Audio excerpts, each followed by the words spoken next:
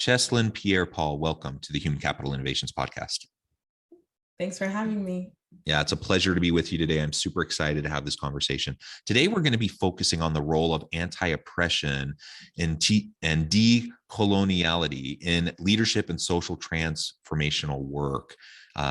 That's a mouthful, I know, but it's really, really important. You're going to help us dive into that and dissect it and understand what that all means and what we can do as leaders to be more effective in relation to these topics. As we get started, I wanted to share Chesline's bio with everybody.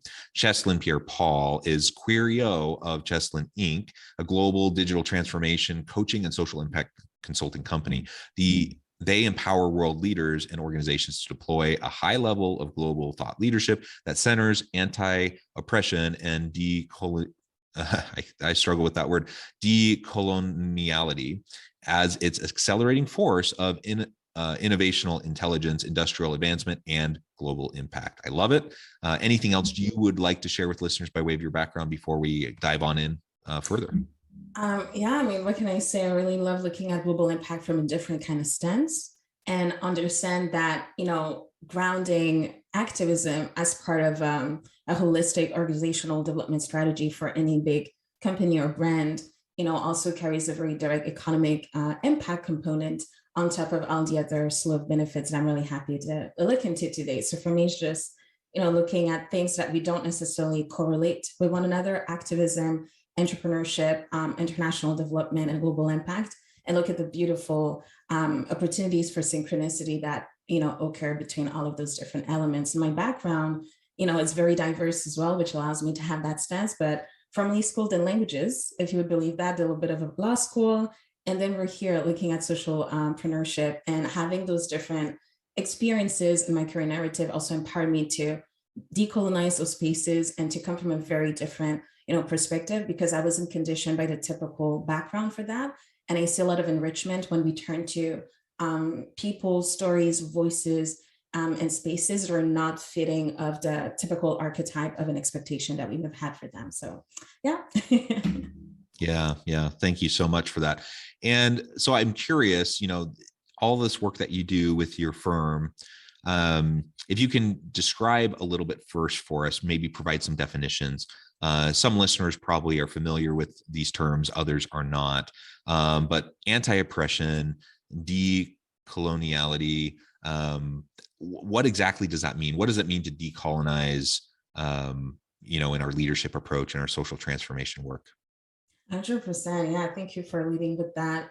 To break it down a bit further, so my firm specializes in a twofold of services. On one hand, I have the global impact consulting, so working with global companies and C-level executives, empower them in their thought leadership on one level, and also looking at other elements that their organizations are facing, where they want to scale into new markets, or they want to revisit certain strategies that they had, and particularly looking at the focus of international development work and business development. So that would be one thing. Then conversely, when it comes down to my one-on-one transformation coaching, I work with individuals that are also, C-level executives, or also they may have carry different, profiles and portfolios, working professionals. And basically, depending on what the ask is, a lot of them, they want to get to the next level of elevation in their career, and they're looking at, language blocks. So let's say you're a French speaker, an English speaker, and you want to work with this global organization. You want to be able to land different kind of, international assignments, opportunities, or things of that nature, really having a higher level capacity for advancement in your work. I help them overcome that, and then we create this blueprint for their success. And some other people come at it from a non-professional, experience, and just wanted to create a life that they love and like, and they have a lot of fuzziness around how to get there. And so we will look at how you get to create a life and a business and career that you love. And so those would be like the three pillars, if you may, and what it means in practice. When I talk about decoloniality, decolonization, anti-oppression, all of those different experiences. So when you are, let's say, a company, different size company, and you're looking at, your scaling strategy, where to go next, how to further develop. My interest is, looking at who are the people that you're continuously alienating right now through the current organizational setup that you have. And how do I do that, right? When it comes to decolonization, it's looking at all the voices that are being silenced, invisibilized, erased, or denied. And we don't do that necessarily consciously. So that's why we talk about systemic oppression. When you look at your core leadership structure membership, are you all hailing from the same profiles? And when we scale diversity across a different spectrum, it also encompasses race, gender, but also your field, the training, the languages that you speak. And so it's so much more holistic than looking at a tokenistic checklist of, oh, you filled that bill. It's how you think, how you function, who you relate to, and also the kind of, let's say, strategies that you guys implement. If you are, in a sea of sameness, it means that in terms of your innovational, capacity to develop intelligence, you're challenged because you are recycling the same ideas, the same leadership structure, and that will inhibit you in how you get to expand beyond the bounds of your own normative system. And so when I come in, I look at domestically and abroad, who are the people that are sitting right in front of you in your brand, but because of language, you're missing out on an opportunity to relate to them. So that's a big part of the work that I do. So let's say you're located in the States. Depending on what your demographics are, maybe you have a lot more, non-English speaking clients or potential clients rather, but because your strategies are only geared towards a certain core demographics, all of those people, they're completely alienated from your services I could offer, and your impact is mitigated. So the work that I love doing is you are basically just re-leveraging the core assets that you already have as a business, be it services or products, but now you're opening up this bigger gamut for you to tap into new market shares that can be domestic and international all at the same time. So that's a big part of how I do this, because automatically new people, new faces, new narratives, new voices, and the way that your team would also be compositionally diverse will empower you to be able to better relate to those bigger, trading opportunities. And even study shows that when you have one person, that interrupts the narrative of sameness, so one person that is diverse in your team, then up to 158% capability for you to increase, brand recognition, integrate new clients into your own targeted demographics, and the list goes on and on. And so I'm invested in incremental shifts in your modes of operation for you to be able to re-leverage your core assets, to be more internationally competitive in the work that you do, and also generate a higher capacity for impact through your services and your products. And what I love doing is looking at activism as a form of impact and how that also carries itself into higher revenue gains and economic impact strategically. So wealth and abundance through that lens. So that would be one technical aspect of how you get there. And decolonization is interrupting the narrative of what you've been conditioned to do, who we're conditioned to seeing. And when you also have that at the top leadership level of decision making, everything else becomes revisited, and you're tapping into new trading opportunities, relating to new clients, being able to broker more complex international deal opportunities, and things of that nature. So for me, it's interesting to challenge the notion that diversity is a gimmick, that diversity is a trend, that diversity is not an economically sound decision. And so by coming at it from the perspective of activism as socialpreneurship, you disrupt all those narratives and you become more empowered in what you do, and also the impact that you generate from a transformational, socially transformational perspective. I love it. So much wonderful content there that you just provided. So many great explanations and descriptions. And one of the things that you said that just really struck me is the systemic oppression that we see. Now, is it because we're all walking around and we're all bigots and racists overtly? No, though those certainly exist. But, there's implicit biases, certainly. But even beyond the implicit biases that we may have, there's the systems and the structures that reinforce and perpetuate unhealthy systems that keep the marginalized and the underprivileged. And so, a lot of what you're discussing is about how do we dismantle that, right? How do we not have diversity, equity, and inclusion as just like this nice rhetoric that we use because everyone else is using it and we need to say, the good things, but how do we, and it's not just a checkbox, but how do we actually start to tackle it and embed it in our culture of the organization? And that starts with the systemic issues. that may be at play within our organization. And changing systems is hard, and it takes time, and it takes concerted, sustained effort over a long period of time.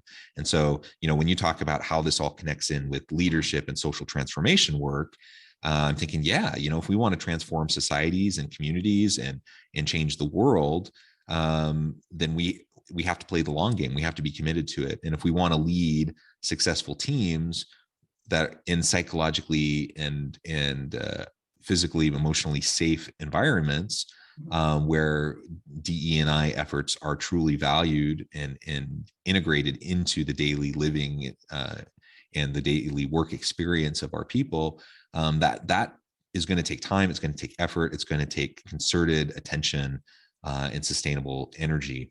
And if we don't do that, then we're largely only checking the box and giving lip service to it. Exactly. And even as you're talking and sharing, when we think of a systemic reality, right? So it's to see that a systemic world also demands systemic countermeasures. And we cannot expect that one shift in a corporate mandate will truly transcend, biases and structuralities that are very much ingrained organizationally. So one example I give people is in regards to, hiring diversely, which is a big prominent element that people tend to overemphasize to kind of negate more systemic realities surrounding that. But if you think about it, people like myself, whose parents and ancestors and foreparents were slaves, we don't have the same capacity to generate intergenerational wealth. And that also translates in economic and educational opportunities.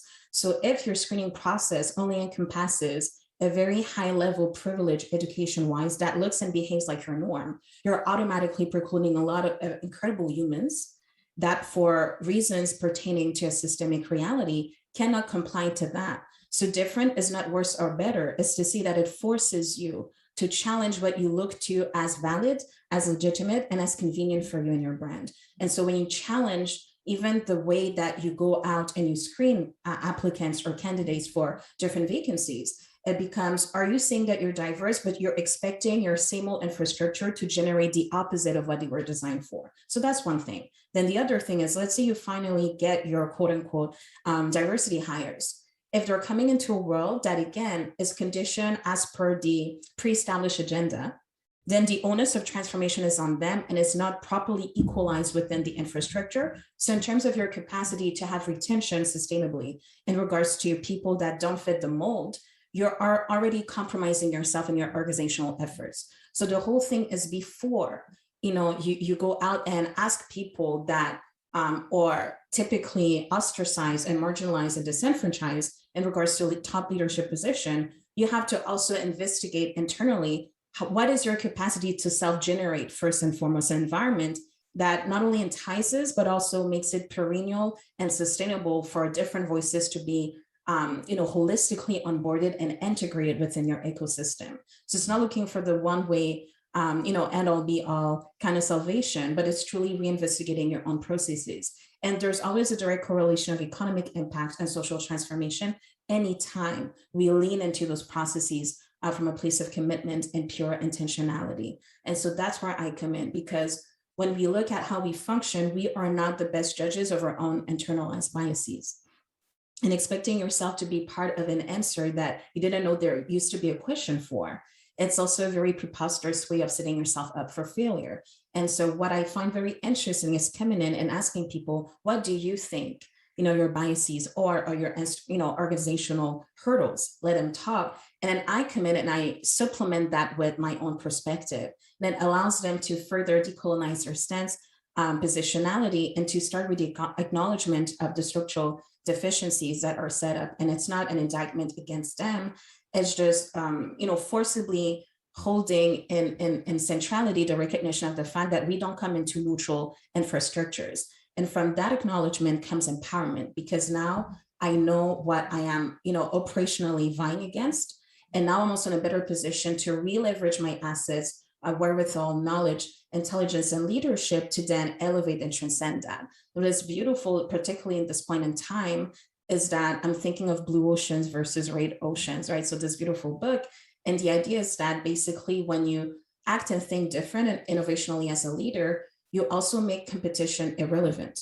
So what if you become the only one? Either you're the first, the only one, or ideally both. That does what you do from that, differently oriented perspective. It allows you to also gain different authority, to be an industry maven, to generate impact beyond your organization, to also relate to unlikely allies, unlikely partners, and to be able to have a sustainably internalized culture that is primed for innovation.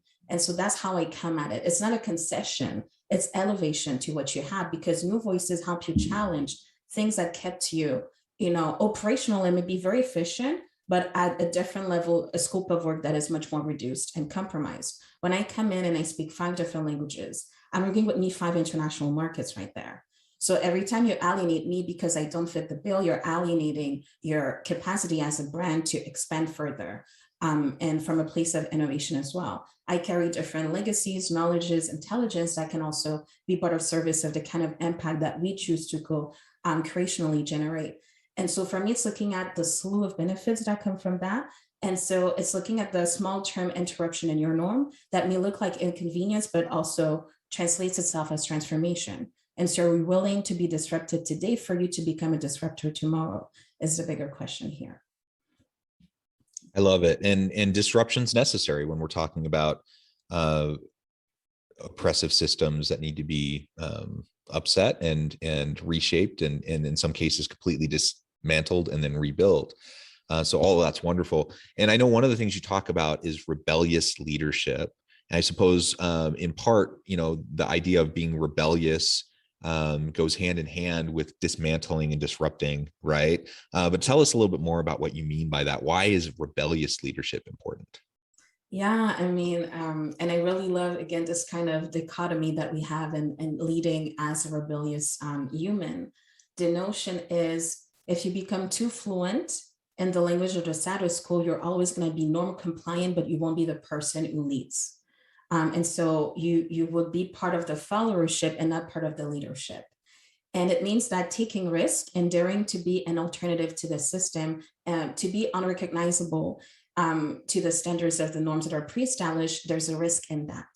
But there's a greater risk, in my opinion, when you are so norm compliant, you create your own invisibility as a brand. And the only distinction with you and is your messaging, but not in the holistic approach to your delivery of services through a differently oriented leadership. When you dare to be whole, different, anti-normative, you ensure a legacy of continuity for you to always be recognizable very quickly, and for you to stand on your own in your own category of impact. And so the rebellious element is, what are things that are not expected for you to do in the position that you are and the organization that you serve? And out of all those things lies a big potential that is untapped, that has to do with your capacity to be innovationally relevant, to be industry making, and to be a leader and a titan and a captain of industry, right? And so for me, it's looking at that. What are the things that I do that allow me to stand out on my own, where there's the risk of exposure, but also, the power of visibility. So it's always a duality of things that you gain as you risk. And for me, it's the relevance of impact. And, Becky G was talking about this in an interview. I don't want security of the norm. I want a moment in history. And with that comes a different kind of onus, and you behave differently, divergently. So when you come and you're a speaker, at an event, or you come to your board with a different kind of project, it's asking yourself, am I leveraging this opportunity as a moment in history? Or am I trying to fade away into a sentiment of security that's not security? It just means I am quickly replaceable. And the rebellious leadership part for me is sitting with those questions long enough that I can create this holistic systemic approach, because a one-way solution won't make it. It's not sustainable. And it would, be compromised in its capacity to generate full impact, because we're dealing with systems. So I sit with this. And in the same way that recently I had my international summit, I took a minute to really compositionally put something together that was very systemically divergent and didn't look or behave like anything I knew. So I had different, leaders of industries coming in, international. We had that event in 9 to 11 different languages. I was speaking about 5 of those. And I'm looking at how, when we decolonize and we sit down to properly decolonize the work that you do, you are innovationally self-aware, more potent, relevant, even necessary for your world and for your field, you leverage a different capacity for impact while also respecting your own capacity. And so I wanted to show people that it's feasible, that it's scalable, that it's sustainable. And you don't need to be a self-identified decolonialist, activist, or what have you for you to have a say in this progress, in the process, and also to be empowered by those conversations. And I wanted to look at it tactically, but also on a meta level, then to look at how the two behave synchronously to help us produce, long-term strategic planning, decision, and also leadership making structures. And so the whole idea is, do you want to move on history? How do you want to ensure that you and your work are necessary rather than optional or a nice to have, and also replaceable? So for me, it goes without saying that there is to be some element of rebelliousness. If you're not rebellious, you're invisible, or you are invisibilizing of yourself. If not, you are optional, you're not necessary. And those are not the kind of things that I choose to be. So there's something unique about your voice and your platform, but there's a big push towards assimilating ourselves within the pre-existing structures of what a leader ought to be, of how an organization ought to function. But when you think about it, the norms that we use today as constraints, originally they came from people who dared to be the shift and to dare to be the face of innovation, even though it came at great peril and risk. And so it's interesting how intergenerationally we use previous innovation as a constraint for the new generations. And the question is, when you come into a room, do you define what is impossible? Instead of saying impossible, is it inconvenient? Instead of saying, is it tough? Is it to say that it's non-conforming? Right? So also changing the vocabulary of how you feel your way through your own disruption as a leader. And as I said, ultimately, if you're not unsettling yourself in your role as a servant leader, then you're not serving and you're not leading. I love it. This has just been a fascinating conversation, so much to think about and digest. Thank you for all of your insights. I'm noting the time. I need to let you go here in just a few minutes. But before we close, I wanted to give you a chance to share with listeners how they can get connected with you, find out more about your team, your work, your consulting, your summit, anything else like that that you would like to share, and then give us the final word on the topic for today. Amazing. So I would just say, just reach out to me. You can connect with me on my website. So it's chesline.com, chesline.com. And you can also connect with me on Instagram. So it's my name, Chesline. I'm the only one with that name on any platform. So that's a benefit. And honestly, just come to me from a place of curiosity or an ask or a concern, or think about areas of growth that you will have to be supported in. Because I do think divergently, I can also quickly operationalize a method and a solution for you. And then we can have a strategy call together. So I would just keep it open so that you don't self-select out of this by thinking, I don't think that, I would be a good candidate, but truly come whether with questions and concerns. And that's typically how it goes. And then we create something very customized and holistic to you. So I would say my platform, chesline.com, and then Instagram, Chesline PP. And that would be a great place to connect. And in regards to how we may close the loop, close the space today, I guess we can kind of, branch off of the last comments, which is about how often as a leader do you seek your own unsettling, seek your own disruption? How often are you interrupted in your own patterns of what makes you feel safe, makes you feel in control of the space? And Liz Nicole talks about, living a life that is so unrecognizable that where you were yesterday and today, they collide and you don't conform and they don't converge. And also she talks about seeking constantly your own self-disruption. And my invitation to you is, if you are not self-disrupted intentionally, continuously, then it means that you're leaving a lot of your capacity to be truly a maker of industry and to be a rebellious leader in your role. And that's where I can come in. So for us to have a conversation about what that would mean, that always impacts who you are solitarily as much as how you function industrially and organizationally. So there's this twofold of changing the human also changes the quality of servant leadership that they can prefer. So that would be my little spiel and, my wrap up. Perfect. Thank you so much. It's been a pleasure. I encourage listeners to reach out, get connected with Chesline, find out more about her work. And as always, I hope everyone can stay healthy and safe. They can find meaning and purpose at work each and every day. And I hope you all have a great week. Amazing.